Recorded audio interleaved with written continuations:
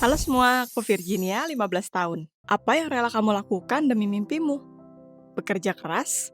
Atau meminta bantuan dari kekuatan mistis? Tonton cerita ini sampai akhir dan temukan bagaimana pencapaian mimpi membawaku ke dasar dari sumur permohonan. Aku memiliki mimpi dan mimpiku bernama Rodi. Rodi adalah pacarku. Ya, aku sudah jatuh cinta padanya sejak SMP, dan dia terkadang menyapaku.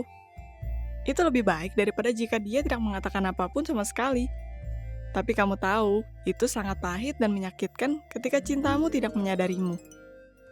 Tapi aku memutuskan bahwa tahun ini semuanya akan berubah. Kenapa tepatnya ini? Pertama-tama, aku akan beruntung suatu hari nanti. Kedua, aku membaca sebuah horoskop di website. Jangan menilaiku. Dan ya, itu disebutkan apa yang harus kulakukan. Jika keberuntungan itu sendiri menyuruhku untuk maju, maka kesempatan ini tidak boleh dilewatkan. Tapi harus mulai dari mana? Ketika aku memikirkannya, di sana ada berita baik. Seorang guru sejarah mengajak murid-murid untuk tur 2 hari ke reruntuhan dari sebuah rumah tua di daerah bekas bukit. Seseorang yang terkenal tinggal di sana dan itu bagus dan indah. Aku tidak begitu menyukai karya wisata, tapi Rodi sangat menyukainya. Dia langsung mendaftar dan aku mengikutinya. Apa kamu suka pergi ke tempat bersejarah? Aku tidak pernah tertarik berjalan melalui bangunan terbengkalai yang berdebu. Tapi apa yang tidak akan kamu lakukan demi cinta? Aku menyiapkan untuk hari itu seperti sebuah kencan sungguhan. Dari dress sampai model rambut, semuanya bagus. Aku memiliki 10 cara berbeda untuk memulai sebuah percakapan dengan Rodi. Dan apa yang aku lihat ketika aku sampai di bus? Tempat duduk di sebelah Rodi diambil oleh temanku Madeline. Lagi pula apa yang dia lakukan di sini? Dia tidak menyukai perjalanan ini sama seperti diriku. Aku seharusnya bisa bertatapan dengan pacarku. Tapi malahan aku menatap pohon cemara di luar jendela selama 5 jam. Sangat indah, terima kasih. Kita menghabiskan sepanjang hari di jalan dan malamnya kita check-in di hotel. Madeline memesan 1 kamar untuk kami dan menarik tanganku ke sana untuk memberitahuku dengan mata terpukau bahwa ini adalah takdir. Dia berkata dia harus memutuskan untuk menggoda pria dari mimpinya di tur ini. Dan sejak aku juga ada di sana, dia akan beruntung. Ini hanyalah sebuah horor. Aku berpikir aku sudah memiliki Rodi, dan seketika aku memiliki saingan. Dan dia adalah teman baikku.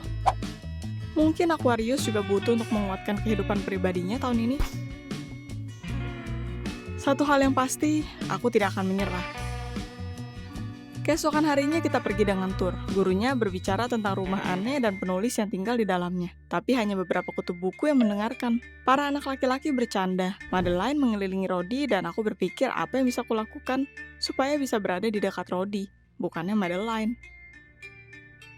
Aku tidak sadar sampai kita ada di taman, di mana Pak Asher berkata pada kami tentang sumur permohonan. Dia berkata bahwa di sana ada legenda. Jika kamu bisa turun sampai ke dasarnya, maka permohonanmu akan menjadi kenyataan. Ini luar biasa. Kapan aku akan mendapat kesempatan lagi?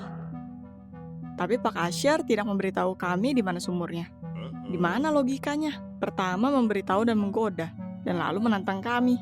Payah. Apapun itu, kita memiliki waktu luang setelah tur. Aku bisa berjalan melewati reruntuhan dan melihat pameran menarik. Tapi aku sangat tergoda untuk mencari sumur permohonan itu. Tapi tentu saja aku tidak menemukan apapun. Kenapa aku selalu tidak beruntung? Tidak ada apa-apa kecuali batu dan semak. Tidak ada sumur. Aku hampir pergi dan menyerah soal Rodi ketika aku mendengar sebuah suara. Itu suara Madeline. Aku ketakutan dan berlari padanya. Bagaimana jika sesuatu terjadi? Ternyata itu tawa bahagia. Aku bukan satu-satunya yang datang dengan ide brilian untuk mencari sumurnya. Tapi Madeline tidak sepertiku, sangat beruntung. Dia menciumku di kedua pipi, berkata bahwa aku adalah keberuntungannya, dan dia akan turun ke bawah dan memohon akan cinta hebat bersama Rodi. Mataku memerah karena marah. Aku tahu bahwa sumur ini hanyalah sebuah legenda bodoh, dan cinta sejati tidak ada untukku atau untuk Madeline. Tetap saja, aku siap untuk bertarung demi hal untuk turun ke bawah sana dan yang lebih penting, untuk membiarkan Madeline di luar. Apa yang kecemburuan lakukan? Aku berusaha mencegahnya. Aku berkata itu bodoh bahwa dia rela mematahkan kakinya di sana, bahwa Rodi hanya tertarik pada reruntuhan, bahwa dia tidak peduli pada anak perempuan. Dan Madeline tetap berargumen, tapi aku mencintainya, dan sekarang apa? Madeline ada dalam kemarahan. Panjang tur dia mempercayaiku dan aku membuat rencana untuk mencuri pacarnya. Tapi hey, aku sudah jatuh cinta pada pria ini lebih lama. Jadi dia yang menghancurkan kebahagiaanku, bukan? Kata demi kata aku mendorongnya. Dia mendorongku. Aku mendorongnya lebih kencang. Aku mendorong Madeline ke sumur. Dan di saat terakhir aku memegang tangannya, tapi dia tidak memiliki waktu. Dia jatuh seperti sekantung batu. Apa kamu pernah merasa bersalah karena sesuatu berjalan buruk? Sangat-sangat buruk. Buruk sekali. Aku baru saja membunuh teman bayiku dan rasa bersalahnya sangat besar. Aku berteriak dalam horor dan lari menuruni tangga. Tidak. Aku tidak ingin Madeline mati. Sial. Madeline, aku minta maaf. Tolong, biarkan dia hidup. Biarkan semuanya baik-baik saja. Tangganya runtuh di bawah kakiku dan aku harus meloncat ke dalam kegelapan. Itu tidak terlalu tinggi untuk melukaiku, tapi di mana Madeline? Aku mulai meneriakkan namanya lebih kencang. Dan seketika seseorang menyerangku. Aku berteriak dalam horor dan Madeline tertawa, berkata aku berhak mendapatkannya. Ketakutan untuk ketakutan. Setidaknya dia jelas hidup dan cukup sehat. Tapi dia segera berhenti tertawa ketika sisa tangganya jatuh hampir di atas kepala kami saat kami berloncat-loncat. Bagaimana aku bisa bangun? Aku berusaha untuk memanjat batunya. Itu tidak berguna. Mereka berjatuhan di bawah tanganku dan tidak membiarkanku memegangnya. Bagaimana jika Madeline memanjat? Hal yang sama. Madeline mungkin lebih ringan dariku.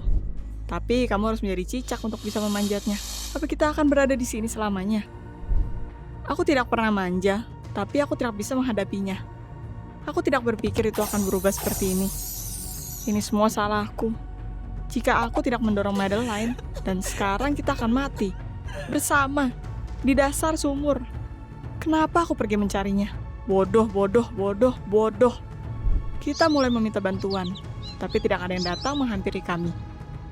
Bagaimana jika semua orang masih di rumah? Atau pergi ke kota? Madeline mulai panik juga dan segera kita adalah seonggok keputusasaan yang menangis. Dalam kemarahanku, aku mulai menonjokkan tanganku ke dinding. Dan seketika tanganku jatuh. Madeline menyinarinya dan ternyata di satu sudut ada sebuah gang kecil yang tidak kita sadari. Terlihat seperti bayangan dari tangganya.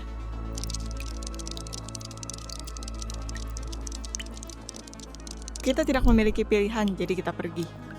Tapi kemana? Itu masih sangat gelap dan kita takut jika kita akan menemukan jasad di perjalanan. Bagaimana jika penulis ini atau siapapun dia memiliki sebuah tempat penyiksaan di ruang bawah tanah? Kita tidak menemukan ruang penyiksaan, tapi kita tersesat. Kita berjalan, dan lagi-lagi kita berada di sumur. Dan kita berjalan lagi, dan semua di sekitar kita tidak berubah. Di akhir perjalanan kami, teleponku mati dan kita sama sekali tanpa cahaya, dalam kegelapan total.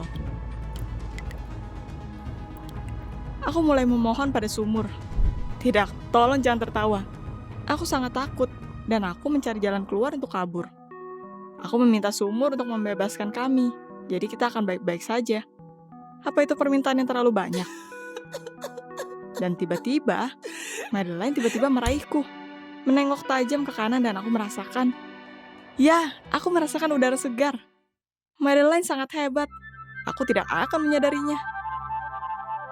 Kita lari sekencang yang kami bisa, menggeserkan kaki kami melawan kasarnya batu, dan lalu kita melihat sebuah cahaya di ujung lorong. Bang! Kita menabrak pintu yang terkunci. Apa kita akan benar tinggal di sini dan mati? Itu yang ada di pikiran kami. Dan pintunya terbuka. Penjaga mengantar kami ke rumah dan berkata pada kami bahwa itu adalah atraksi turis. Sebuah labirin bawah tanah. Itu hanya tidak berfungsi hari ini. Kita merangkak keluar ke teman-teman kami. Takut dan bahagia. Dan di saat ini, kita melihat teman sekelas kami melompat pada Rodi di dekat bus. Kita melihat satu sama lain dan tertawa gugup. Ya, kita menemukan sebuah petualangan. Dan semua untuk apa? Untuk seorang pria yang sibuk. Sementara itu, subscribe channel kami. Like, repost, dan kirim ceritamu. Kita sangat menunggunya. Bye-bye.